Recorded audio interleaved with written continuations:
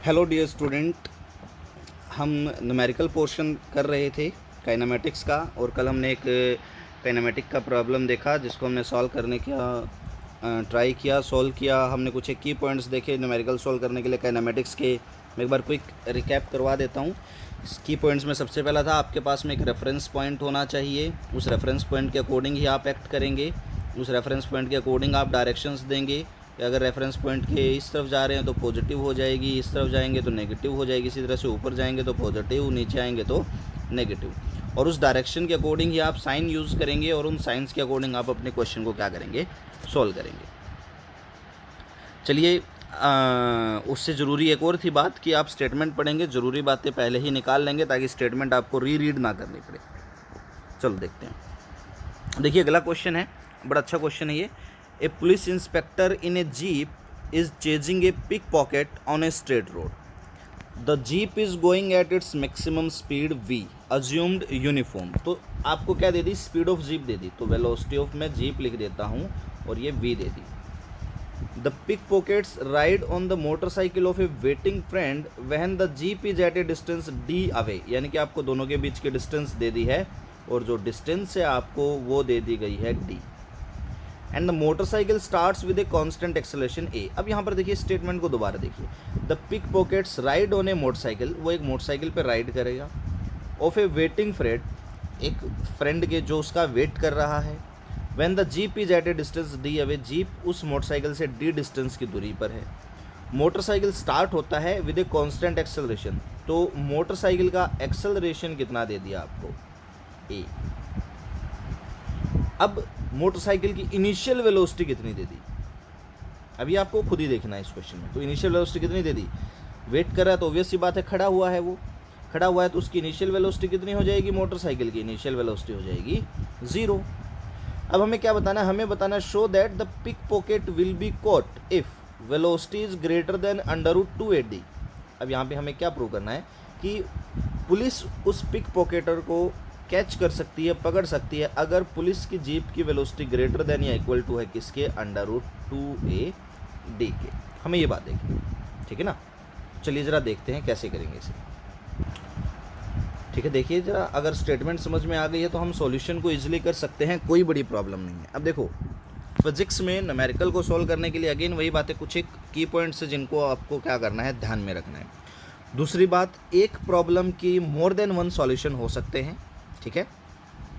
अब देखिए, मैं सबसे पहला जो की पॉइंट है मेरा न्यूमेरिकल प्रोसेस को सॉल्व करने का, वो है एक डायग्राम हमें बनाना पड़ेगा, एक बेसिक डायग्राम। तो मेन पॉइंट्स तो हमने निकाल लिया, अब चलिए ज़रा डायग्राम को फॉर्मुलेट करते हैं ताकि हमारी प्रॉब्लम हम विजुअलाइज कर सकें। अब ये हमारे पास में एक डायग्राम है। अब यहाँ पर ये हमारे पास में पुलिस जीप हो गई, ओके। ये हमारे पास में मोटरसाइकिल हो गया जो वेट कर रहा है, इनिशियल वेलोसिटी इसकी 0 हो गई। दोनों के बीच की डिस्टेंस कितनी दे दी है, d दे दी है। पुलिस जीप इस तरफ जा रही है किसी वेलोसिटी v से, और जब ये चलना स्टार्ट कर देगा तो इसका एक्सेलरेशन कितना हो जाएगा, a, ठीक है ना। अब हमें देखना है कि क्या पुलिस जीप इसे पकड़ सकती है कि नहीं। अब पकड़ने के लिए गोल्डन रूल क्या है, अब पकड़ ये जीप तब सकती है जब एक ही टाइम के ऊपर ये पुलिस जीप और ये मोटरसाइकिल दोनों के दोनों एक ही जगह पर प्रेजेंट हो, तब तो ये पकड़े जा सकती है, अदरवाइज ये पकड़ा नहीं जा सकता। अब मैं अपनी इस पुलिस जीप को क्या कर लेता हूँ, रेफरेंस मान लेता हूँ, क्योंकि हमें एक रेफरेंस पॉइंट तो चाहिए ना, बगैर रेफरेंस पॉइंट के तो हम सोल्व नहीं कर सकते। अब चलो ज़रा पुलिस जीप को देखते हैं। अब मान लेता हूँ मैं, ये मेरा मोटरसाइकिल है, पुलिस जीप इस पॉइंट पर आकर के इसको पकड़ लेती, दोनों एक ही पॉइंट पर जाते हैं, और मोटरसाइकिल यहाँ से यहाँ तक जाने में मान लो s डिस्टेंस कवर करेगा। तो एक सीधी सी बात है, इस रेफरेंस पॉइंट से पुलिस जीप को इसे पकड़ने के लिए कितनी डिस्टेंस कवर करनी पड़ेगी। देखो d डिस्टेंस तो पहले से ही है और s ये हो गई, तो पुलिस जीप को कितनी डिस्टेंस ट्रैवल करनी पड़ेगी, s + d। अब चलो, अब यहाँ से एक और इम्पोर्टेंट कॉन्सेप्ट यहाँ पर क्या है कि कोई भी ऑब्जेक्ट दूसरे ऑब्जेक्ट को कैच कर सकता है, पकड़ सकता है, अगर दोनों एक ही टाइम पर एक ही जगह पर हो। इस कॉन्सेप्ट को मैं काफ़ी बार बोलता हूँ, सेम टाइम सेम जगह, सेम टाइम सेम जगह, यू नो। अब हाँ, सॉन्ग की फीलिंग में मत चले जाना, सेम टाइम सेम जगह। कॉन्सेप्ट देखना है कि दो ऑब्जेक्ट अगर एक टाइम पर एक ही जगह पर होंगे तो वो इजीली एक दूसरे को कैच कर सकते हैं। अब सेम टाइम सेम जगह यहाँ लगाते हैं, देखो दोनों सेम जगह पर होने चाहिए, तो हमने देख लिया कि दोनों इस रेफरेंस पॉइंट से इतनी डिस्टेंस पर होने चाहिए। अब सेम टाइम का मतलब है जितना टाइम मोटरसाइकिल को यहाँ से यहाँ तक आने में लगेगा उतना ही टाइम जीप को यहाँ से यहाँ तक जाने में लगना चाहिए। अब मोटरसाइकिल को यहाँ से यहाँ तक आने मान लो टी टाइम लगा, तो जीप को भी कितना लगना चाहिए, टी टाइम ही लगना चाहिए। अब चलो एक काम करते हैं, मैं इस टी टाइम में मोटरसाइकिल ने एस डिस्टेंस ट्रेवल की है वो निकाल लेता हूँ। हमें पता है मोटरसाइकिल एक्सेलरेट हो रहा है, तो s is equals to u t plus half a t square. Initial velocity क्या है, 0, तो एस इज इक्वल्स टू क्या आ जाएगा, हाफ ए टी स्क्वायर। आ गई एक इक्वेशन मेरे पास। अब चलो जरा दूसरी इक्वेशन देखते हैं। अब देखो जीप का एक्सेलरेशन तो 0, सेम से निकाल देते हैं। अब जीप को कितना डिस्टेंस ट्रेवल करना पड़ेगा, एस प्लस डी, ये 4 जीप आ जाएगा, यहाँ लिख लेना 4 जीप, ऊपर 4 मोटरसाइकिल लिख लेना चाहिए। S plus d equals to jeep की इनिशियल वेलोसिटी कितनी है, 0, ये तो 0 ही हो गया, सॉरी इनिशियल वेलोसिटी कितनी है, v, ये तो हो गया v इंटू में टी। जीप का एक्सेलरेशन कितना है, 0, तो ये क्या हो जाएगा 0। तो s प्लस डी किसके बराबर आ गया, v इंटू में टी के। क्या आ गई मेरे पास में इक्वेशन 2। अब इक्वेशन 1 में मेरे पास में s की वैल्यू क्या थी, हाफ ए टी स्क्वायर, मैं यहाँ पुट कर देता हूँ, पुट कर दिया मैंने, half a t square plus D किसके बराबर आ जाएगा, v इंटू टी के। इक्वेशन 3 आ गई। अब इस इक्वेशन 3 को थोड़ा सा हम चाहें तो रीअरेंज कर लेते हैं, मैं रीअरेंज कर लेता हूँ। इस v इंटू टी को इधर ले गया मैं, तो देखो एलसीएम लिया मैंने, ये बन गया ए t square plus 2d minus we T बराबर है 0। ये क्वाड्रेटिक इक्वेशन बन गई। क्वाड्रेटिक इक्वेशन बन गई तो मैं इसके टाइम के रूट्स निकाल लेता हूँ। तो टाइम के अगर मैं रूट निकालूंगा तो टाइम के रूट क्या आ जाएंगे, टाइम के रूट मैं थोड़ा सा कलर चेंज कर लेता हूँ आपको ताकि दिखाई दे इजीली। टाइम के रूट आ जाएंगे, अगर आप इसके रूट्स निकालेंगे तो v plus minus under the root v square minus 2ad divided by a। आप मेरे ख्याल से आप सभी इजीली निकाल सकते हो। अल्फ़ा बीटा तुम्हें निकालने आते हैं क्वाड्रेटिक इक्वेशन के, तो मैं इसके बारे में ज़्यादा बात नहीं कर रहा हूँ क्योंकि क्यों टाइम वेस्ट किया। अब यहाँ से देखिए ये टाइम आ गया, मुझे पता है time can't be negative, time negative नहीं हो सकता है क्योंकि ये तो एक स्केलर क्वांटिटी, टाइम हमेशा एक ही डायरेक्शन में फ्लो होता है, पॉजिटिव। अब अगर मेरा v स्क्वायर क्या हो जाए, लेस देन 2ad हो जाए, तो ये अंडर रूट नेगेटिव में चला गया, इमेजिनरी नंबर आएगा। तो time can't be imaginary, imaginary नहीं हो सकता है। तो v square less than 2ad की पॉसिबिलिटी तो खत्म होगी, ये रूट तो बनेगा ही नहीं। तो मेरे पास में कौन सा रूट बनेगा, v स्क्वायर या तो क्या होना चाहिए, ग्रेटर देन 2ad होना चाहिए, या इक्वल टू होगा तो ये 0 हो जाएगा, v बाई ये टाइम में पकड़ लेगा, ग्रेटर देन होगा तो रूट सोल्व कर लेंगे। और यहाँ से v की मेरे पास में क्या आ जाएगी, greater than equal to 2ad, यानी कि जीप इजीली पकड़ सकती है पिक पॉकेटर को अगर मेरा v स्क्वायर क्या हो जाए, greater than equal to 2ad, और v किसके इक्वल हो जाए, greater than equal to 2ad under root. और यही हमें क्या करना था, प्रूव करना था, हेंस प्रूव। तो अगेन फिर से वही काइनेमेटिक्स की प्रॉब्लम सोल्व करनी है, एक रेफरेंस पॉइंट ज़रूर लेना है, रफ डायग्राम बनाना है, उसके बाद ये जो कॉन्सेप्ट है सेम टाइम सेम जगह, अगेन बहुत इंपॉर्टेंट कॉन्सेप्ट है, गाने में नहीं खोना है, कभी आप उस गाने में घुस जाओ, ठीक है ना। कॉन्सेप्ट को देखना है किसी भी दो चीज़ को, क्योंकि ये कॉन्सेप्ट आगे हम बहुत ज़्यादा बार यूज़ करेंगे, अभी 1D पढ़ रहे हैं, 2D में भी यूज़ होगा, इवन 3D में भी यूज़ होगा, काइनेमेटिक्स में ये कॉन्सेप्ट बहुत ज़्यादा यूज़ होगा, तो ये कॉन्सेप्ट आपको ध्यान रखना है, ठीक है। चलिए नेक्स्ट क्वेश्चन करते हैं। हाँ, नेक्स्ट क्वेश्चन करने से पहले एक और बात, ज़रूरी नहीं है ये सॉल्यूशन हो इसका एक अल्टरनेट सॉल्यूशन भी है जो बड़ा छोटा है, हम इसका अल्टरनेट सॉल्यूशन देखेंगे जब दोबारा हम आएंगे, और मैंने अभी पहले वो कॉन्सेप्ट नहीं पढ़ाया है, और वो है रिलेटिव वेलोसिटी। ये क्वेश्चन पहले इस कॉन्सेप्ट से करवाने का सोल पर्पज़ यही था कि रिलेटिव वेलोसिटी के बाद हम इस पर दोबारा आएँ, फिर हम दोनों मेथड्स को कंपेयर करें। तो रिलेटिव वेलोसिटी हम आगे देखेंगे और उसके बाद हम इस क्वेश्चन पे दोबारा भी आएंगे, पर फिलहाल हम अगला क्वेश्चन देखते हैं अपना। देखिए, अगर क्लासरूम में हम होते तो बहुत सारे क्वेश्चंस की प्रैक्टिस अब तक कर चुके होते, क्योंकि हम वीडियो लेक्चर्स में हैं, हमारा टाइम बाउंडेड है 10-15 मिनट तक का, हम उसमें बहुत ही कम क्वेश्चन कर पा रहे हैं, तो मैं सिर्फ क्वालिटी प्रॉब्लम्स की ही डिस्कशन करूँगा यहाँ पर, जो स्ट्रेट फॉरवर्ड आपके कॉन्सेप्ट पे एक्ट करेंगे, ठीक है ना। अगली प्रॉब्लम है, देखिए ये इरोडो की प्रॉब्लम है, बहुत अच्छी प्रॉब्लम है ये इरोडो की। देखिए क्या कह दिया, ए पॉइंट मूव्स रेक्टिलिनियरली, आपको पता है रेक्टिलिनियर का मतलब स्ट्रेट मोशन कर रहा है एक पॉइंट, ये लो रेक्टिलिनियरली है, विद डिसएक्सेलरेशन, डिसएक्सेलरेशन का मतलब है रिटार्डेशन हो रही है, यानी कि इसका एक्सेलरेशन इसके मोशन के अपोजिट डायरेक्शन में। Whose modulus depends on the velocity v, v velocity के ऊपर डिपेंड कर रहा है। इसका मॉडुलस का मतलब होता है यहाँ पर मैग्नीट्यूड, ठीक है ना, मैग्नीट्यूड की बात की जा रही है। एज ओमेगा, ओमेगा यहाँ पर एक्सेलरेशन को रिप्रेजेंट कर रहा है क्योंकि ए कांस्टेंट दे दिया तो मैं ओमेगा यूज कर रहा हूँ। Omega is equals to A under the root B, A is a positive constant. At the initial moment velocity of the point is equal to V nought, initially velocity दे दी, initial velocity किसके बराबर दे दी, V nought. What distance will it travel before it stops, रुकने से पहले कितने डिस्टेंस लगाएगा। इसको कुछ ऐसे समझो, एक बॉडी है, मान लो इधर जा रही है वी नोट से, और मैं इसे रोकने के लिए इसके ऊपर इस तरफ एक फोर्स लगा रहा हूँ, तो ये बॉडी क्या होगी, कुछ टाइम के बाद रुक जाएगी। अब ये जब रुकेगी तो आपको बताना है इसने कितने डिस्टेंस क्या की है, ट्रैवल की है। पर यहाँ पर अपोजिट फोर्स के बजाय क्या दे दिया आपको, रिटार्डेशन, एक्सेलरेशन दे दिया है, ठीक है ना। अब सीधी सी बात है, अगर ये यहाँ पर रुकेगी तो इसकी फाइनल वेलोसिटी कितनी होगी, 0।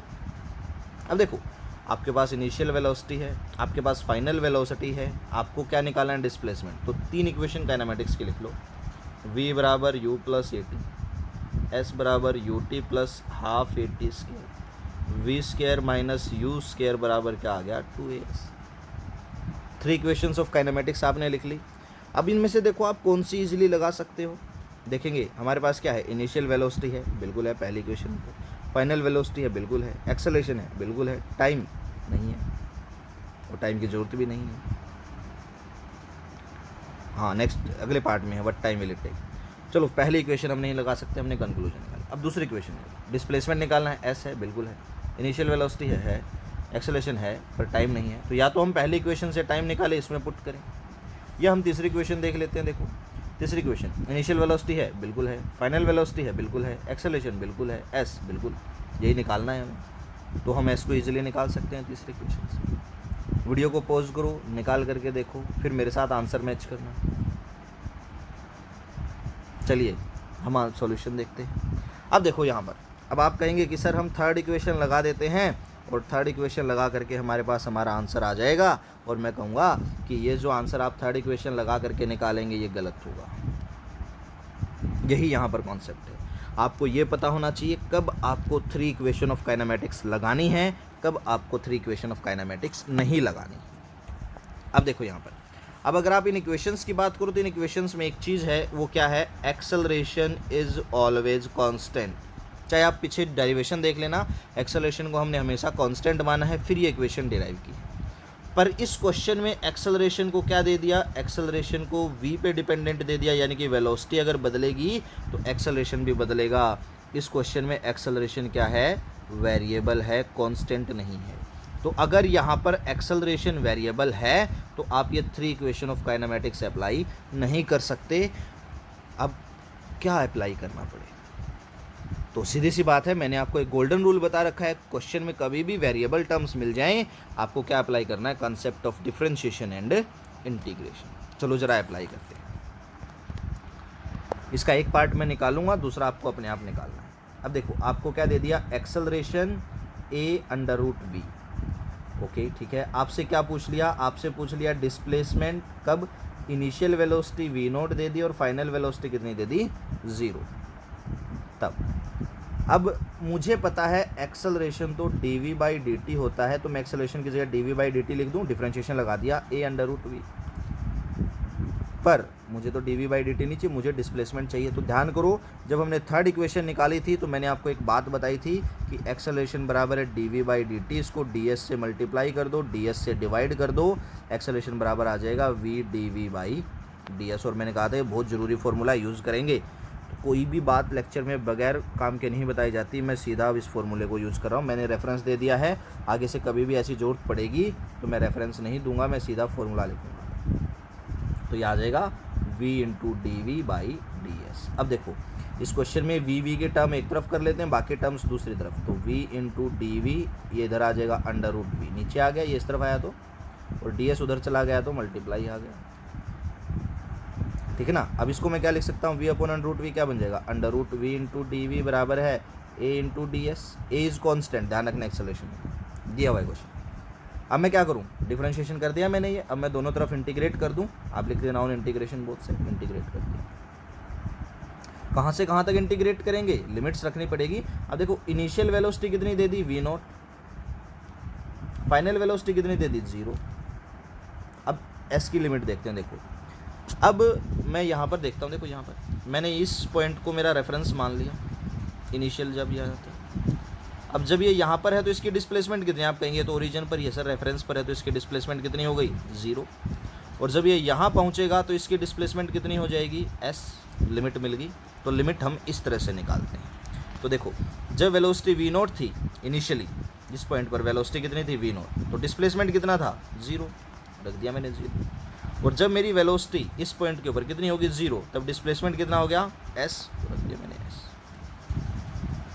अब मैं इसको इजीली सोल्व कर सकता हूँ। Under root v under root को क्या लिख सकते हैं, v की पावर हाफ इंटू में dv इंटीग्रेशन कहाँ से कहाँ तक, v0 से 0 तक, a कांस्टेंट है बाहर आ गया, ds कहाँ से कहाँ तक 0 से s तक। तो v की पावर हाफ है, पावर में 1 जोड़ देते हैं, नई पावर से डिवाइड कर देते हैं, लिमिट रख देंगे v0 और 0, a यह आ जाएगा s 0 और s। ठीक है, ये बन जाएगा v की पावर 3/2 और नीचे भी 3/2 है, ये उल्टा हो जाएगा तो आई थिंक 2/3 बन जाएगा। पर अभी हमने लिमिट नहीं रखी है, v0 से 0 और a s 0 से s। अब एक और छोटी सी बात जो मैंने अब तक नहीं बताई पर अभी हमें ज़रूरत है उसकी, तो अब हमें रख सकते हैं।